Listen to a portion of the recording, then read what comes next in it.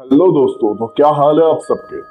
आज की जो कहानी है बिहार के एक छोटे से गांव से है। बिहार के सुधीर भाई हमें लिखते हैं कि भैया, एक दिन मैं रात में अपने फसल की निगरानी करने अपने खेत में गया हुआ था, क्योंकि मैंने पाया था कि धीरे धीरे मेरे खेत की जो फसल है वो कम होती जा रही है। पर भैया, इस मामले में एक चीज बड़ी अजीब थी कि मेरे खेत की जो फसल है धीरे धीरे गायब तो हो रही थी, बट जहां पे वो फसल गायब हो रही थी वहां पे ये इंसानों के पैरों के निशान मिल रहे थे। और वो इंसानों के पैरों के निशान धीरे धीरे मेरे खेत के बीचों बीच आके गायब हो जाते थे। इसी बात का पता लगाने के लिए मैं एक दिन रात को खेत में ही रुक गया। रात में खेत में रुकने के बाद लगभग रात के 2:15 हुए होंगे। उस टाइम पे मुझे कुछ सरसराने की आवाज सुनाई देती है।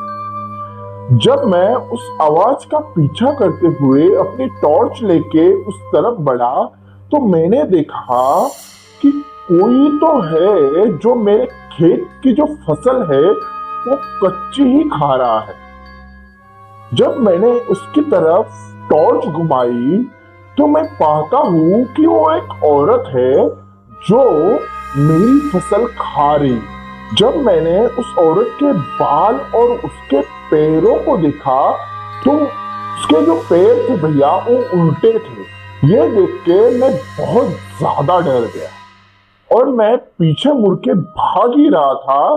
तभी वो औरत की आवाज मुझे सुनाई देती है कि मत भागना, मैं बहुत दिन से भूखी हूं, आज तो तू मेरी भूख मिटा के ही जाएगा। ये सब सुनने के बाद भैया मेरे तो पसीने छूट गए।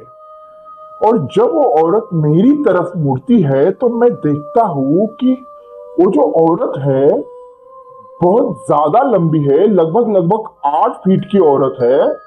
और उसने है ना एक साड़ी पहनी हुई है जो पूरी फटी हुई है। उसके हाथों में है ना ऐसे कट लगे हुए थे पूरे हाथों में, और गले में भी लगा हुआ था उसके।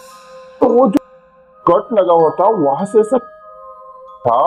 और जब मैंने ये सब देखा तो मैं तो बहुत डर गया था। और जब वो औरत ऐसे धीरे धीरे करके मेरी तरफ आने लगी तो मैं वहीं पे बेहोश हो गया। सुबह उठने के बाद मेरे आजू बाजू के खेत वाले लोगों ने जब मुझे खेत में बेहोश पाया तो उन लोगों ने पाया कि उस टाइम पे मेरे सारे बाल जो है वो सफेद हो चुके हैं। और वो हमें बताते हैं कि भैया